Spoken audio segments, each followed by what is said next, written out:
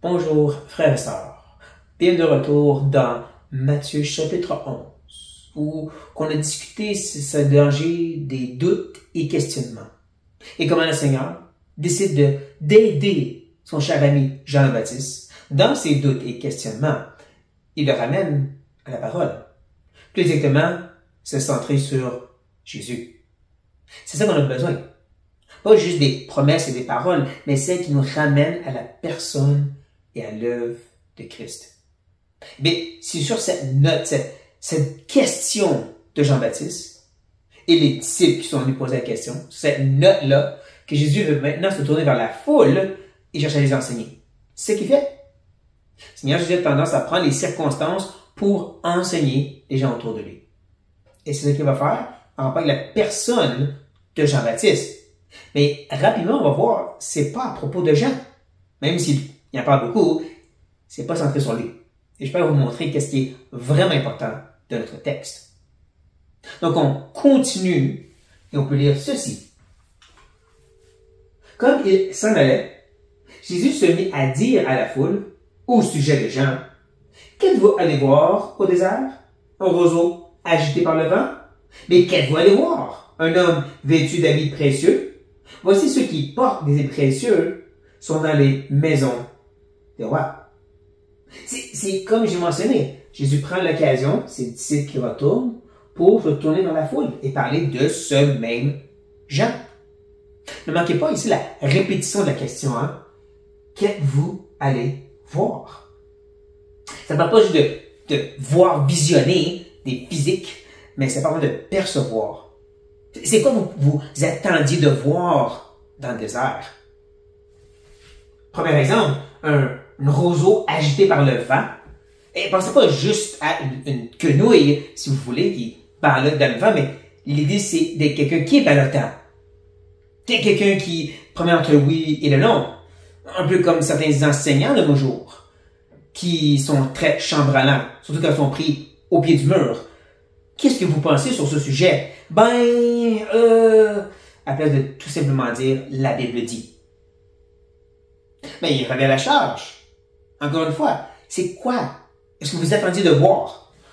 Un homme vêtu d'habits précieux. Et c'est drôle qu'il prenne le temps d'expliquer, ça se peut pas. Parce que les gens qui portent des habits précieux sont dans les maisons des rois. Et il semblerait que du temps de Jésus, ou un peu avant, il y avait justement de ces rabbins bien habillés. Vraiment, il était riche et il était bien connu dans sa luxure. Un peu comme de nos jours, certains enseignants qui sont connus parce qu'ils s'habillent bien, ils sont riches et fiers de l'être. Jésus dit, eux sont dans les maisons des rois. C'est pas eux qu'on va écouter. Donc, c'est pas les gens qui sont chambranlants, qui prennent d'un bord puis de l'autre, ni ceux qui paraissent bien. C'est qui? C'est qui que vous allez voir? Eh bien, allez vous répondre. Qu'êtes-vous donc allé voir? Un prophète? Oui, vous dis-je. Et plus qu'un prophète.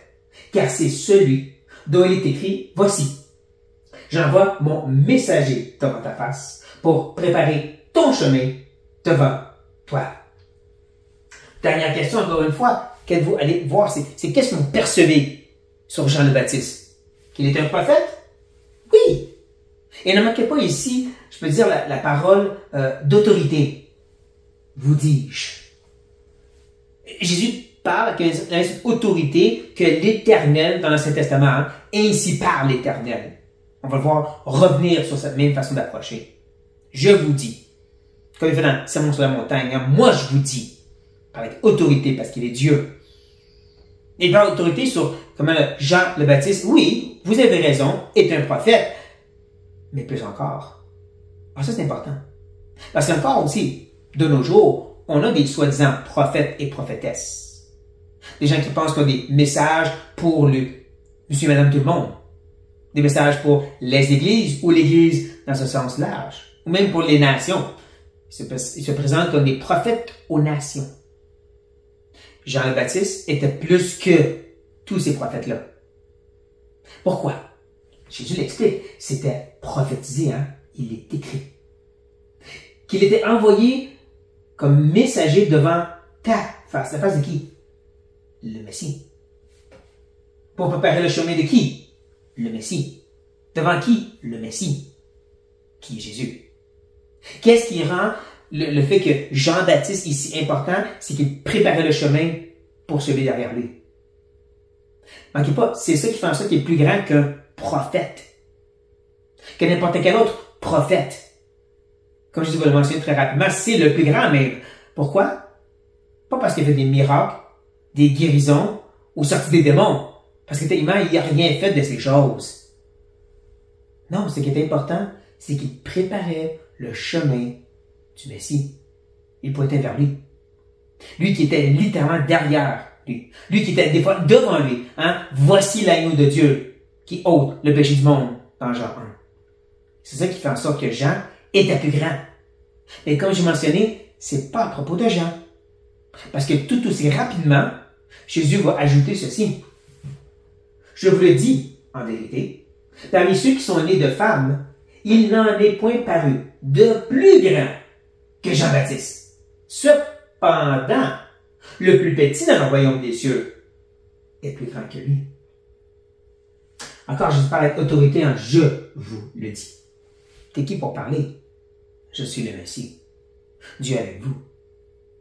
Et je vous dis que de tous ceux qui sont nés de femmes, de tous les prophètes, autant passés que ceux présentement, si je peux dire, il est plus grand que tout ça. De tous ceux nés d'une femme, il est plus grand. Cependant, mais, il y a quelque chose de plus grand. Et là, faut pas essayer de mesurer c'est qui soit un petit. C'est pas ce le point. Le point, c'est quelqu'un qui est du royaume des cieux. C'est ce but. Que celui qui est du royaume des cieux est plus grand que ce prophète-là. Qui est le plus grand des prophètes? Et cela, il faut qu'on se pose la question, c'est quoi le royaume des cieux? C'est quelque chose que Jésus est venu inaugurer, établir. Il dit lui-même, dans sa présence, le royaume des cieux, le royaume de Dieu, est parmi vous maintenant. Il est la porte par laquelle on rentre dans le royaume. Donc c'est cette nouvelle alliance. Cette nouvelle alliance qu'on pourrait appeler l'Église, le ramassement de juifs et de gentils en un seul peuple, tout à la gloire de Dieu, un royaume qui est précisément spirituel, de nation en nation, et qui va ultimement être physique.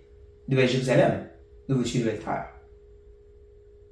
Jean-Baptiste, il est plus petit que tous ceux du royaume, oui, parce qu'il fait partie, lui, de l'ancienne alliance. Les gens de ce monde. C'est pas pour dire qu'ils n'ont pas sauvé Abraham, Moïse, bien sûr. L'idée, c'est qu'ils faisaient quand même partie de cette ancienne alliance, qui était plus un type, des images qui pointaient vers une alliance plus grande, un royaume plus extraordinaire. Pas juste un peuple, Israël, dans un pays physique, mais un royaume spirituel, qui allait s'agrandir jusqu'au point de s'établir physiquement un jour dans la perfection. C'est ça la nouvelle alliance. C'est pour ça que ceux qui sont partis de cette nouvelle alliance sont plus grands que cette ancienne alliance qui était que des types et des images. Jean-Baptiste pointe vers ça. Comme je dis, c'est pas lui le plus important. Même s'il est plus que prophète, plus grand que tous les hommes, il fait partie quand même de cette ancienne alliance. Il pointait vers un Messie à venir, qui est maintenant venu. C'est que nous proclamons. Ça, c'est le royaume, et ceux de ce royaume, comme nous, sont plus grands dans ce sens-là. Mais encore, l'important, c'est pas nous. C'est le royaume. Et c'est ça que Jésus va faire comprendre à ses lecteurs. Il va ajouter, depuis le temps de Jean-Baptiste jusqu'à présent, le royaume des cieux est forcé. Et ce sont les violents qui s'en emparent ou s'emparent. Depuis le temps de Jean, en d'autres mots, quand ils ont commencé ce ministère terrestre, quand même plusieurs années que Jean, dans le désert, criait au peuple, repentez-vous. Préparez-vous parce que Dieu vient vous visiter. Préparez-vous, le temps du Messie est arrivé. Repentez-vous, lavez-vous par les eaux du baptême, ce baptême de repentance qui était pour eux. Depuis ce temps où il a commencé à proclamer en désert, jusqu'à maintenant où Jésus est en train de se présenter, le royaume est en train de briller tranquillement, jusqu'à ce temps, il nous dit que le royaume des cieux est forcé. C'est là qu'on arrive dans l'aspect un peu plus difficile, le texte original. Qu'est-ce qu'il dit? Je suis pas un expert. Et presque toutes les traductions, l'expriment de cette façon. Exprime comme si le royaume des cieux il est passif, il se fait forcer. Et c'est vrai que c'est une façon de traduire le mot forcer ici. Quelque chose qu'on fait violence envers ça. Mais une autre possibilité. Ce mot peut aussi vouloir parler de le fait de faire violence à quelque chose. Royaume des cieux qui fait violence ou qui se force sur. Ça aussi, c'est possible. Et je vous dirais que la majorité des commentaires qui, eux, connaissent le grec, pas comme moi, pointent dans cette direction.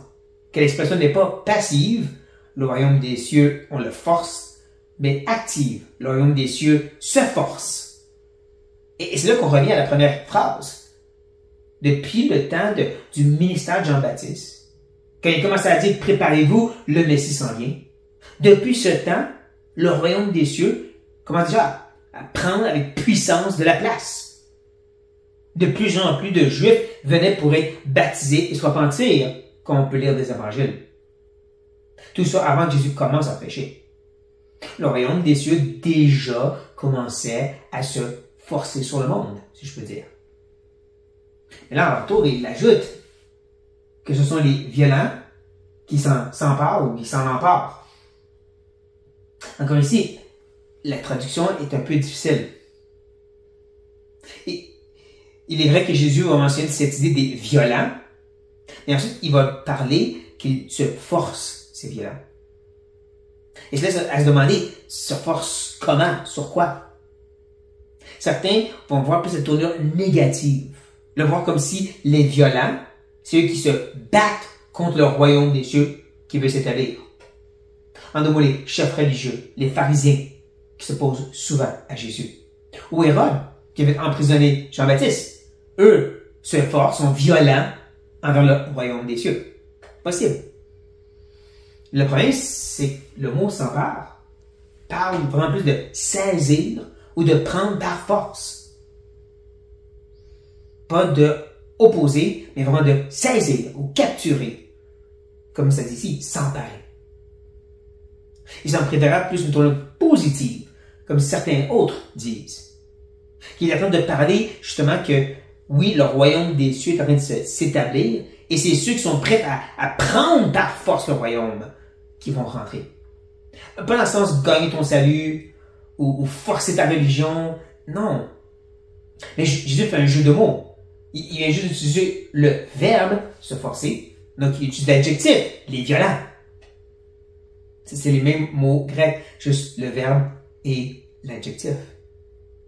Il fait un petit jeu de mots avec cette idée que le royaume de Dieu prend de la place de façon puissante et c'est ceux qui prennent de la place dans le royaume qui vont pouvoir rentrer. C'est ceux qui vont faire violence à eux-mêmes et à la société dans laquelle ils existent contre la religion pour reconnaître qu'on a besoin de son royaume. Qui serait en train de dire ceci à la foule. Et ainsi de faire comprendre à la foule. Vous aussi, voudriez vous faire violence pour rentrer au royaume. N'oubliez pas, là, ça monte la montagne. Jésus va dire justement qu'il faut s'efforcer, d'accord, force, effort, pour rentrer dans la porte étroite pour aller dans le royaume. Ça semble vraiment connecter ensemble. Le royaume des cieux prend de la place. Certains ont compris, ils ont saisi, et vous devrez aussi le saisir, chère foule. Et on voit par la conclusion qu'il semble vraiment être en train d'adresser la foule présentement.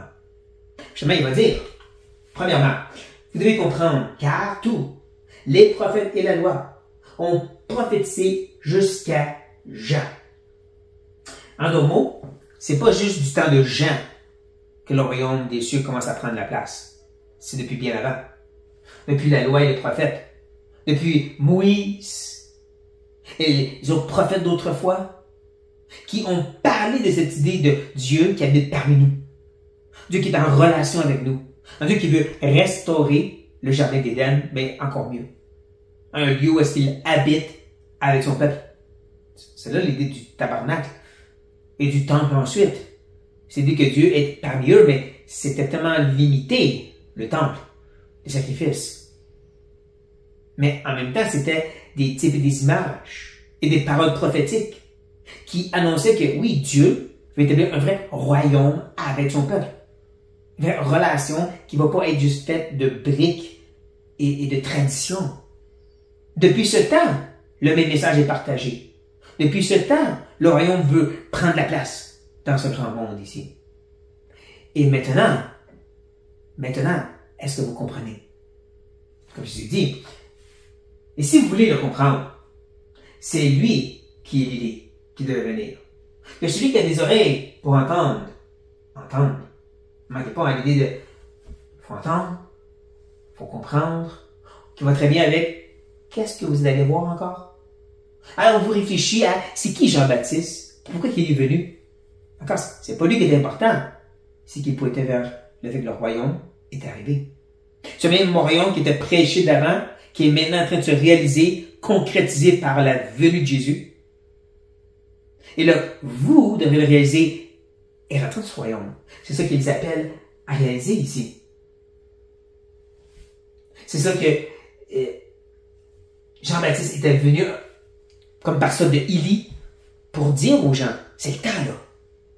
C'est le temps, ce qui avait été mentionné du royaume est maintenant en train de se réaliser.